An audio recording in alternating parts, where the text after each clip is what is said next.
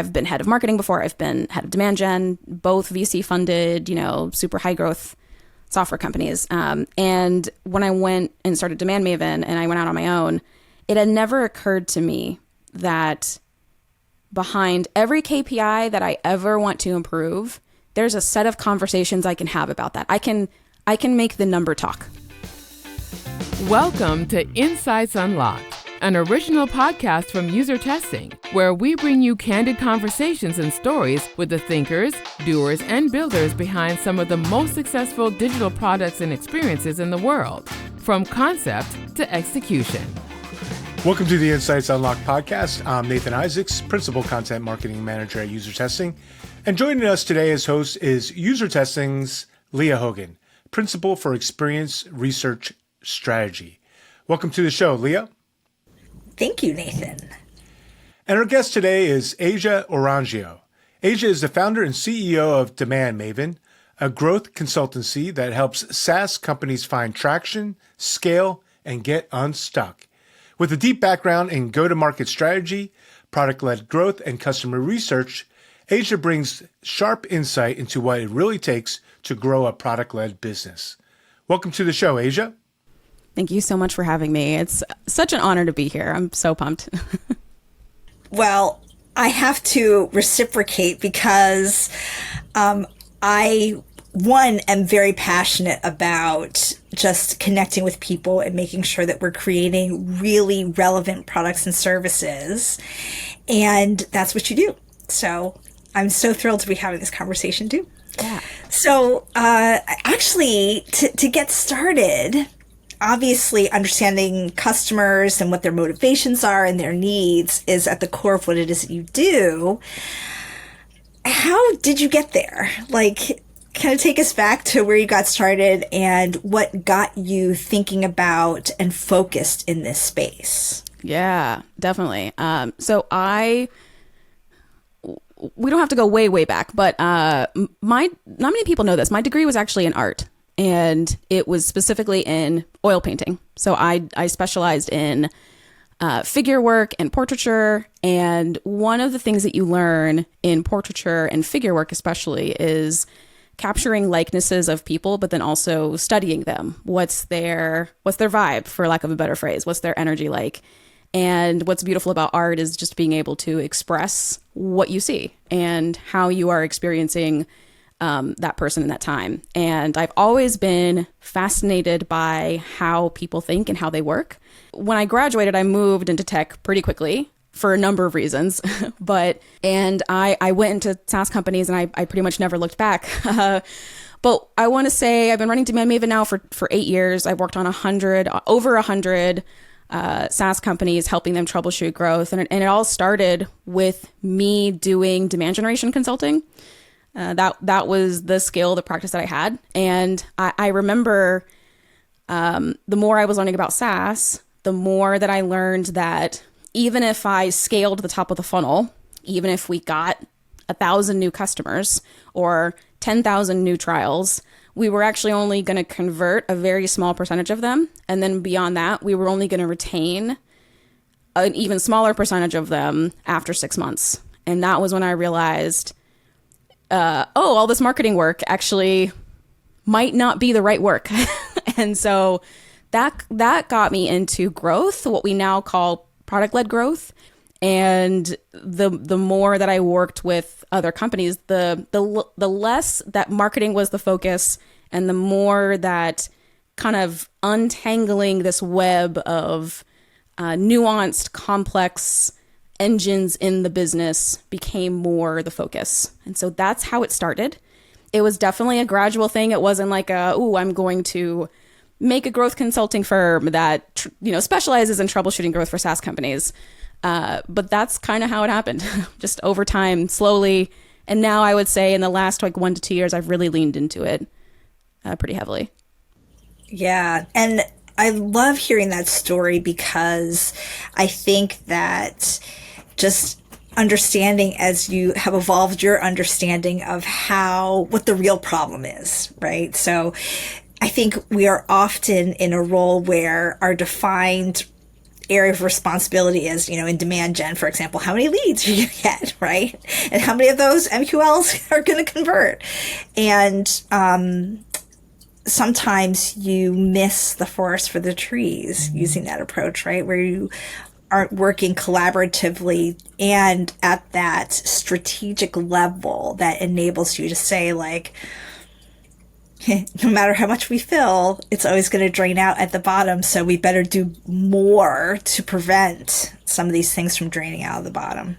Like, before we kind of dive into that high level piece, let's talk about that why part. And I think that appeals to a lot of different disciplines. We have a lot of UX researchers who are probably listening, product people, marketing people too. But across each one of those, talking to people is important. Those interviews are really critical. So what are those things that, what are the aspects of talking to people that make it so essential for all of those disciplines to make sure that they're being successful in what it is that they're doing? Yeah, it's such a good question. I was reflecting on, how did this even all start? And I think where it all began. Well, so first I will say it had never occurred to me. This sounds so wild because I've held a few in-house roles at SaaS companies. Like, I've been head of marketing before. I've been head of demand gen, both VC funded, super high growth software companies. And when I went and started DemandMaven and I went out on my own, it had never occurred to me that behind every KPI that I ever want to improve, there's a set of conversations I can have about that. I can make the number talk. There was a very good friend and mentor at the time who introduced me to the concept of jobs to be done. And I feel like jobs to be done is it's like one of those things where it's like, it almost feels like an MLM sometimes. It's like, hey, hun, have you heard about jobs to be done? It's like, I have not, but tell me more. But actually, jobs to be done is amazing. But it does feel a little bit cultish sometimes. But someone introduced me to jobs to be done. And then the more that I learned about it, the more that I realized that it was an incredible approach and way to understand how someone thinks about making a buying decision. And what I didn't realize at the time was jobs to be done is one approach, but there are many other types of interviews and qualitative research that you can gather. And again, it just hadn't occurred to me that anytime I'm staring at a KPI and I want to make the number move, the way for me to kind of crack that case and maybe unpack what's actually happening here is to actually have a conversation with either a customer or a prospect, an audience member. There is some qualitative component to whatever KPI I want to impact. Yeah, I think it's music to my ears partially because, a lot of people kind of hit that data wall and get very frustrated because it's really hard for them to, and I mean, I just think that it's, you're just throwing darts at the wall, right? When you just say, well, let's try this, because data tells you that something happens and it's backward looking and it doesn't necessarily help you to pivot. And I think that's where actually talking to customers is so powerful. Yeah. And it kind of matters depending on what particular problem you're trying to solve at a specific point, the method that you use to narrow down is going to matter a lot. But, sometimes you can wander around a little bit and still learn. So yeah, that's helpful. Yeah. And I find too, I think a lot of the circumstances that I work with my clients under is usually they've tried everything. They're banging their heads against the wall and they know it's more complex than what they think it is, but they don't know how do we really isolate what the root cause is? And it just so happens too that they're usually very sensitive to waste. Like they don't want to keep trying a million things. It's kind of okay, we really got to figure this out. How do we problem solve this in a way that is going to be efficient and isn't going to take 6 months unless it absolutely has to? People want actionable insights fast. And then they want priority. So now that we get the actionable insights, now what's first? And that has been part of my mastery. That's been my thesis. If this were my PhD, like this would be my defense, like my dissertation, so to speak, of how do we, Bob Moesta constantly says, thanks to his mentor, how do you make this as nimble and efficient and as fast as possible? Because I think there's a preconceived notion that research takes forever and that you're going to get a mess of things back and you're not going to know what to do with it. And I have been breaking down those walls pretty much ever since. I feel like you've been sitting in UX world. Oh, so that's actually interesting because I'd like to dig in a little bit on that point because it's, getting to insights that matter quickly. What are some of the common misconceptions that founders especially have that kind of underlie their assumptions around why they aren't seeing growth? And how do you get them to, I guess, really buy into the concept of one, having those conversations so that they can get beyond those biases? Totally. Yeah. So the first is one of the most frustrating ones, but it is so just demonstrably common. I don't know what it is, but there is a very common belief that the problem that they're facing is unique and no one's ever fixed it before. That's the first. The second is that there is no process to solve it. So my problem is special. There's no process to solve it. There's no pre-existing process. And I will say 10, 15, 20 years ago, that probably was true. So that's number two. And then number three, that it will take forever. And yeah, like it certainly does take time in enterprise contexts to, like, once you have insights and once you have action items, it might take a quarter or two just to like execute it.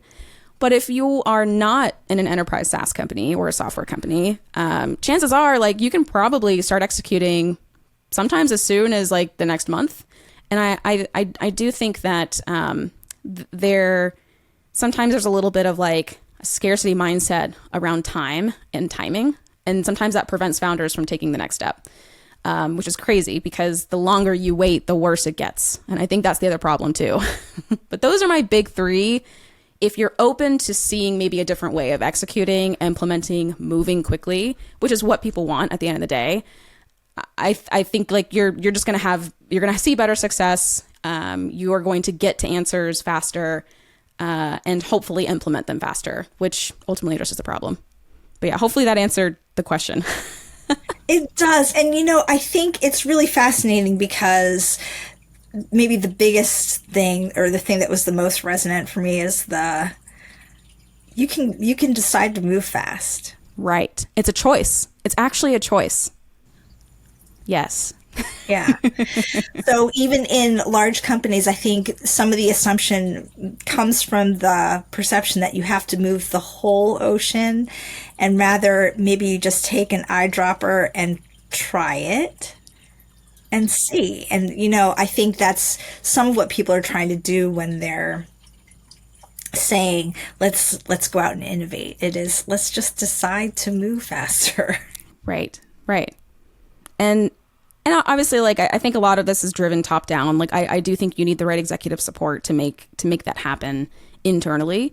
But it is certainly a choice. And I feel like, to the CEOs and executive leadership listening out there, I would be reflecting a little bit on what are some of the levers that you can pull in that way, because that is where the magic happens, is like actual implementation and execution. Like we can decide to move quickly. Research can happen extremely fast. I've proven that several times over. It can happen as little as 2 weeks.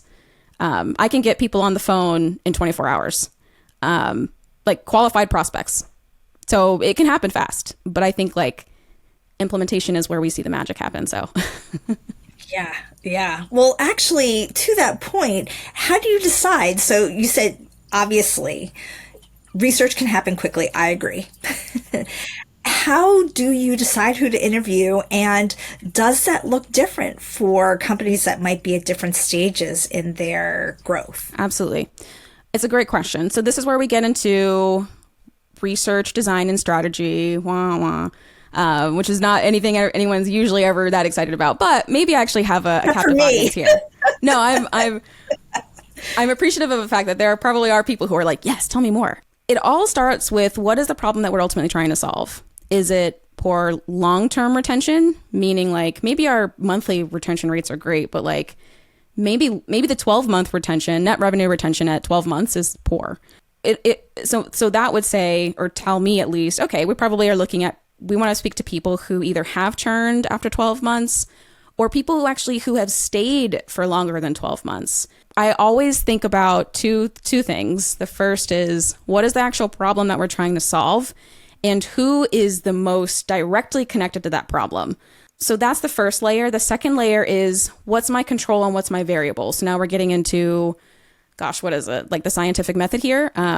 But your control is pretty much always going to be the positive version, like the success case. Like, so what does a successful customer look like, or a successful scenario look like? And now what are the different variables? So in the case of retention, for example, especially like long-term retention, if that's what we're solving for, then your success case is going to be the customer who stayed for 16 months or 20 months. And your variable is going to be the person or the different types of folks who churn at 12 months or maybe even a little bit before. And what you want to understand is what creates a success or like a positive case, and what creates a churn case. And there likely will be various segments that you look at. And then from there, it really just becomes about sample sizes. Although I will say, we really don't push for stat sig unless we are looking at a business to consumer case that has that's like a very horizontal product.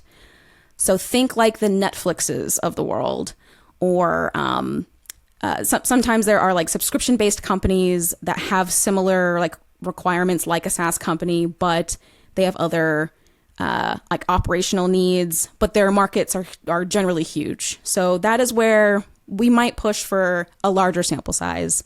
But for most SaaS companies, especially in the PLG space, most of us don't need more than like 5 interviews per segment, sometimes even a max, like a total study of 10 to 20. We can make so much progress just with that. And that doesn't have to take 6 months. That could take just 2 weeks, a week, if that. So I will say there certainly are scenarios like, so for example, for Freshworks, we conducted about 100 interviews, but that was across 4 products. So to be fair, 100 interviews across 4 products. But we really didn't need like hundreds of interviews in order for us to get what we needed to make progress. And that I think is the key here. Now, if we were trying to do like an industry report, different story. But we're not. This is for internal use. We're just trying to unblock our teams, make decisions quickly, and prioritize what needs to happen first. Yeah, that actually leads very well into the next question that I have. Perfect. Nailing it. I love it. You are. You're just anticipating everything here. I think, obviously, we all go in with a hypothesis, right? That helps us drive our experimental design. But we've all also been in that situation as researchers, people who are actually doing interviews, where things aren't going quite as you expected. Mm-hmm. And it can happen at really 2 levels. It can happen in the context of an interview, or as you take that step back to say, like, where do we go next? So when you say you're learning from every interview, right? They're all gold in some way. What tells you that you need to pivot, and how do you make that decision? And, you know, what are the sorts of things that you're weighing when you do need to switch things up? Yeah, great question. So I'll start with, in general, how do we make sure that we get what we need out of the study? So I'm actually experiencing this right now. I'm running a project right now. I'm working with a client. They are testing 2 new offers to their customer base, specifically for their customer base. These are upsell opportunities. They are two new, we'll call them like products that don't currently exist. And they're developing them, thinking about like what is their go-to-market strategy. Although interestingly enough, like they actually don't want to go to the larger market. They just want to sell it to the existing customers. We went into it with a hypothesis that was not it was an unknown known. It was one of those hypotheses that we were like, oh, I guess we didn't think about the fact that we were kind of assuming that this was the right subset or segment of customer to talk to. So I'm going to give you an example. So for both of the products, we made the assumption that the best people to talk to upsell would be a super active, like long-time paying customer. Like that was the hypothesis. So we conduct the first 5. We've got 15 interviews booked. Yesterday, we conducted the first 5 interviews. The rest are happening next week. And by the 5th interview, we were like, oh shit, we've made this assumption that the best possible person to upsell these offers to are going to be these highly engaged customers. But what we're hearing is the opposite. So we have a couple of options here. And thank goodness we don't have all 15 interviews at once. So I actually, I pitched to the client, we have a few options. We can continue the course. We can do nothing. That's certainly an option. And we can kind of hope and, cross our fingers that maybe we do talk to someone who is like, ooh, yeah, I love these ideas. Like I love these offers. So far, that has not been the case. We haven't talked to anyone who's been like, hell yeah, like sell this to me. It's been the opposite actually. So we can continue and maybe we will stumble upon someone who is like the perfect fit. Unlikely, but it's possible. We could also, though, instead pivot the offer, and because these don't exist yet, it's not like they're building this in the background. This was more of an idea. So it's not even an MVP version. It's just like a landing page with the idea on it and kind of getting feedback about it. So what if instead we crafted a separate offer based on the feedback that we've heard? And what if we instead float that in front of the rest of the customers to see if we're closer, like if that's a better offer? Now, 2 things about this. The first is, we kind of are sacrificing the original idea, but if we're good product designers and good like product thinkers, I think we're okay with that. I think we're okay with pivoting a little bit because we're still going to get a ton of information about what this batch of people at least would care about. Now, to be fair, we probably shouldn't have booked all 15 interviews at once. That was, looking back, I'm like, I don't know why we did that. That was kind of dumb. Let's not do that again. I'm very lucky that I have a client who is very much like, they're very much into like testing product ideas quickly. And so we are going to like pivot a little bit. Oh gosh, it's all about trade-offs management. We're constantly managing trade-offs. And I think the trade-off here is it's actually better for us to learn more than to continue course. But there certainly might be scenarios where it actually may be better just to continue course. Well, I really love that answer actually, because it kind of like brings up several points for me. And I mean, if I take anything away from that, the one is very tactical point, which is give yourself the time and the space to pivot. Yes. Like assume that it's going to happen. And in your experimental design, if you give yourself that space, then you give yourself the universe of options, which can be a yes, pivot and continue down the same path, or some other variety of options. The other thing, and this is totally not related, but I was reading this quant researcher just saying like, use that Bayesian approach, because essentially, you're adding on to what it is that you know as you learn it. And again, Bayesian math enables you to essentially say, let's calculate the probabilities, right, of what those trade-offs really mean. Yes. And make it really tangible to people. So it's not just, qualitative, but actually say, like, we've got statistical significance here. The probability is, this percent, and it's something that you find to be persuasive, then you've got enough data to make a choice. Yes. And I do think that going back to one of your early questions about like what are some of the myths or preconceived notions or things that hold people back from like making progress, is that one of the other ones is that they need a huge volume of data before they can move forward, and that's also not true. Not in our world, less than a certain amount of ARR. So, but yeah, totally. Yeah. Well, actually, shifting gears a little bit.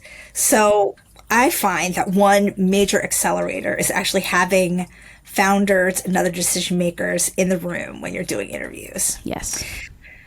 How did you get there in your head? Because I'm assuming that you, like me, have had some experiences that showed you why. I'd love to hear more about what those were. Yeah.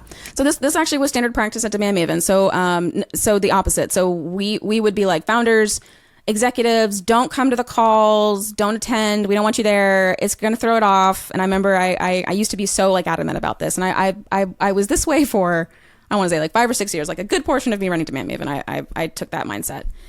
And I remember like, we had challenges, of course. Like one of the biggest ones was we would go off into a hole. We'd do our research and we'd come back and be like, look guys, what we found, here's things we recommend. And sometimes we would get a very like, okay, yeah, like this is awesome. Thank you so much. It's very thorough. But most of the time we'd kind of get this like blank face of like, great. Sounds awesome.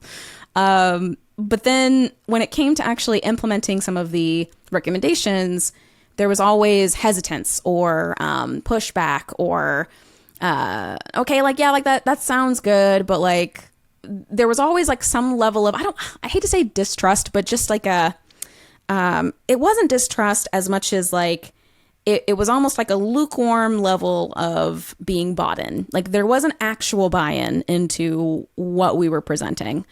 And I had always wondered like, well, is it because of how I'm presenting the data? Is it because there aren't enough like pretty charts and graphs? Is it like yada, yada, yada? Like why? That seems weird. And for years, me and my team, we tried to figure out like, what are the different ways that we can get people to buy into this? It wasn't until the man himself, Bob Moesta, I actually took a, first person jobs to be done class with him. Class 1, he was like, you got to have the executives in the room when you do the interview. It's critical to have the leaders, executives, contributors, individual contributors, like having those people on those types of calls. So everything that we do is virtual, but since we're virtual, everything is on Zoom. We just have everyone join the Zoom call, but everyone turns off their cameras. Similarly, whenever we run UX interviews, it's the same thing. But we really want, like whenever we do UX interviews, we have to have the head of product or the chief product officer or the VP of product on the call watching those interviews. One, because they are painful as hell to watch, but in the good way. It's good to have that uncomfortable watching someone struggle bust through your product. It's necessary because it's the level of cringe that you can't unsee and you can't just be passive about. And I think that was the difference for us. So once we started getting like CEOs, founders, executives, individual contributors on the actual interviews themselves, that's when there was a switch moment that happened for them where they could no longer be passive about what they were hearing. And I think that was like the magic. Now you still have to condense, what you're hearing, and like you still have to translate a little bit. So we would actually bake in debriefs after every interview. Let's talk about what we saw, or let's talk about what we heard. Our clients could no longer ignore maybe we were making it too passive for them. Now it's active. And now, to my great delight and joy, and almost immediately after interviews, they will start executing. Like, especially with UX. UX is particularly powerful for product people, I find, and also founders, because as soon as after like the third or fourth interview of watching someone struggle through something, the person is already like coding fixes and like implementing changes like on the spot. And it's just, you can't, once you see it, you can't look away. And I think the way that we did it before, it was just really easy to look away and kind of be like, okay, yeah, I guess I get it. But I really didn't get buy-in until people joined the calls. And so now I'm a believer. I'm a believer. I'm laughing, but yes, I've seen that when you get people to really understand. And then I think the real kicker is saying, oh, and by the way, looking at the analytics, this is costing us X million dollars a day. And then they really get it. Yep.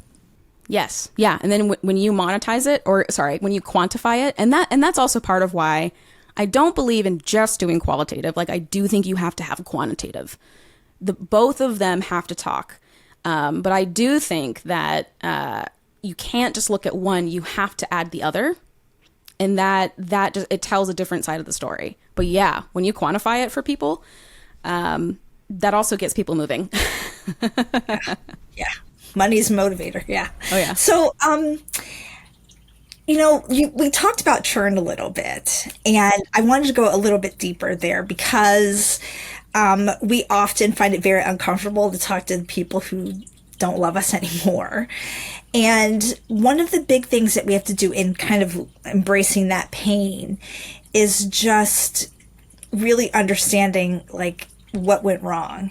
And so how do you help customers to get beyond that discomfort in that interview process to uncover the reasons behind churn? Yeah. Yeah. So there are a couple of approaches that we take. So the first is, when it comes to a churn interview, we tend not to do like a full hour. Usually we keep it short. We keep it like 30 minutes. And part of that is because the churned customer usually has a perception of, like, if it's longer than 30, they feel like they're going to get grilled or something. Like, they feel like they're going to be, like, I don't know, put on the spot. We do compensate pretty heavily for churned interviews. We compensate in general. That is actually a recommendation that I also took from Bob, is to incentivize interviews just to ensure that you get a variety of people. What I highly recommend is when you conduct that interview, to get a quick read on, is this person upset?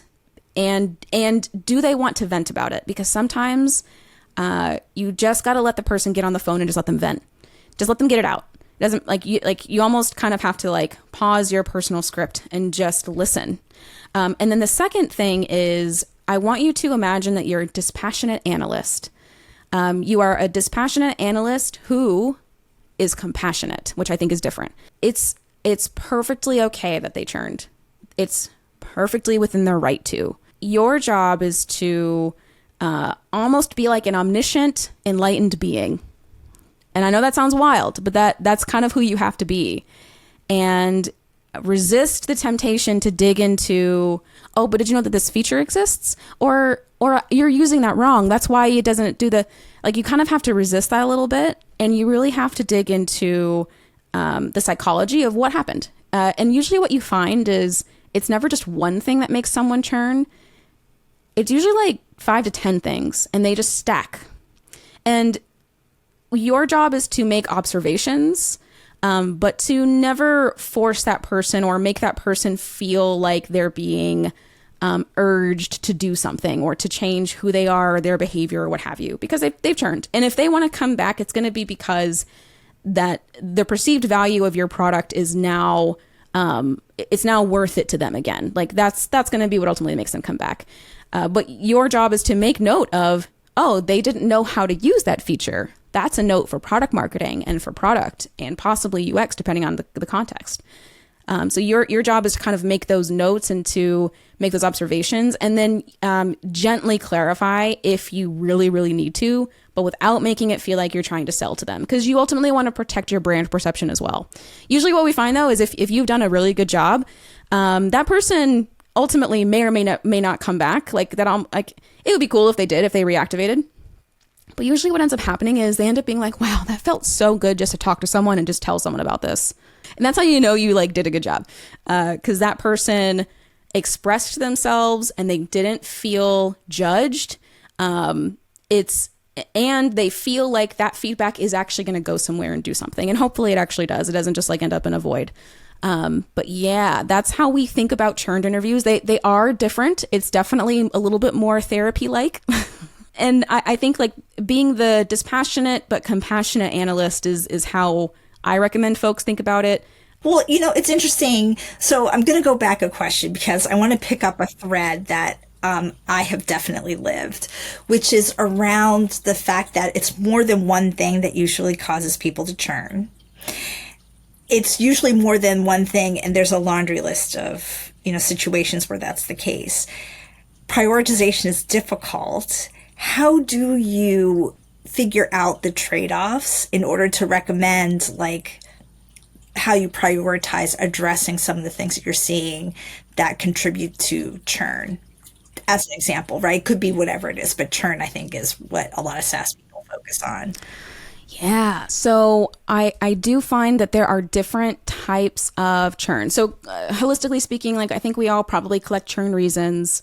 I think we all generally have the list of typical churn reasons. So maybe not enough features or not the right features, or I don't need it anymore, or what have you. And usually what happens is we almost ignore those, to be honest. We kind of just walk through the process of churning. What were all the things that led up to churning? And usually what we find is it breaks down into controllables and non-controllables. There's contextual things that you cannot control. Someone loses their job, someone changes job, someone, there's a million things. Someone starts a family, or there's just a number of contextual, non-controllable things that there's not really anything you can do. Then there are the controllables. And this is where I encourage teams to focus. And this is where it gets, some folks might say hairy. I think opportunistic. I think there's opportunity here. But then it comes down to usually why people leave is because the product satisfied an initial jobs to be done or set of jobs to be done. There was some job that they came to the product for and it satisfied it. But then new jobs popped up. And that is where there's opportunity for product to expand or to grow in some kind of way. And some of those new jobs are very in line with product vision and business vision. And some of those are not. And so this is kind of where you have to, one, tally those opportunities up, actually quantify them if you can. How many times did this come up over 30 churn interviews, for example? But then it now becomes a question of, and this is where I think executive leadership certainly needs to be involved at this point. But then it really becomes about, okay, where do we steer our ship from a business and product perspective that helps create better long-term retention? And on the flip side, there's gonna be stuff that's just easy to fix. And so I like to separate these by, there's value generators, which is what we just talked about. So new jobs to be done to tackle, new ways to keep people with our product longer after we satisfy that initial job, value generator. But then there's also quality of life improvements. And you might have a list of 50 quality of life improvements. That button doesn't work exactly the way that people think it should. Or that feature is great, but it needs these 3 extra toggles for them to actually get more value out of it. That type of stuff. Or that's kind of where you get into, you have to start thinking about, but what ultimately is going to make people feel yep, this was worth fixing and my life is improved and it's worth for me to stay. So that's how I think about those controllables versus non-controllables, value generators versus quality of life improvements. And then when you get to the value generators, that's where you kind of really get to put your business vision and your product vision to the test. And then also market opportunity, because there's so much potential for expansion and growth, but also solving jobs in ways that other products just don't. And that's what gets me excited about the product strategy side, and also go to market, but I digress. So that's how I think about it. That's really interesting, because I almost think of it as you create a menu for yourself of here's the top 5 things in each one of these pillars that you could potentially address, and put a number next to it. And it helps you to just understand really what are those trade-offs. Yeah. Especially if you can, churn surveys are great for this too. You do tend to get more responses than just interviews alone, but if you can categorize those and then also quantify them, here's how much MRR or ARR we've lost because of these reasons, that also makes that discussion more compelling as well. Yeah.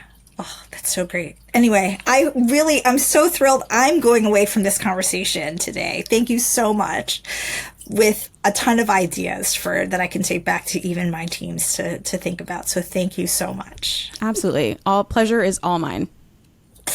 Well, that's awesome. We'll have to continue the conversation at another future point. But for the time being, how does someone learn more about you and your work and your thought leadership and DemandMaven and all of those things? Yeah, so you can find me in a number of places. DemandMaven.io is my website, but I do live stream on LinkedIn. I really have been enjoying signing up for new products and then live streaming the experiences, like what that actually looks like. And pointing out some of the things that are really successful design and UX wise and other things that could be improved. So it's been a lot of fun. LinkedIn is probably the place where I'm most active, social wise. But yeah, I also do have a newsletter called The Work, and I'm about to kick that off again pretty soon. I tend to take seasonal breaks. And then I also have a podcast called In Demand that I recommend that you listen to. Not a very unique name though. There are a million in demands, but I'm sure we can include a link to the pod below or something. Yeah, I'm sure we will. And that's awesome. That's so great. I just am thinking, a live streamed cognitive walkthrough. That's what I translated in my head. So that's great. Thank you again. And I will close us out for the day. Awesome. Thank you so much.